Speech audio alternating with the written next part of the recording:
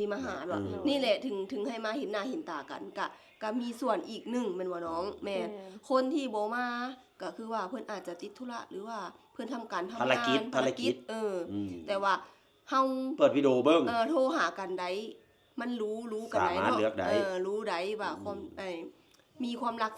ซึ่งกันและกันนี่เฮามักเรามักเขาจริงบ่แบบนี้นะมันคุยกันมันก็คนใหญ่แล้วมันก็น่าสิเข้าใจกันได้เนาะเจ้าก็ถือว่ามักเราแล้วเจ้าก็รู้สึกได้มันบ่รู้สึกถึงความเป็นห่วงเป็นใยของเราแล้วกันความรักที่เรามีเราเป็นคนแบบใดเว้าให้ผู้ชมฟังเนาะเอาให้น้องฝนถามเด้อเป็นคนที่เรียบร้อยแล้วก็น่ารักอายุเราเท่าใดอายุของอ้ายเราประมาณจักปี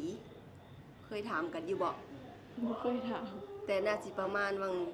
ซัมไอเดทนี่บอกว่าหรือว่าน้องไอเดทอีกประมาณ40เนาะ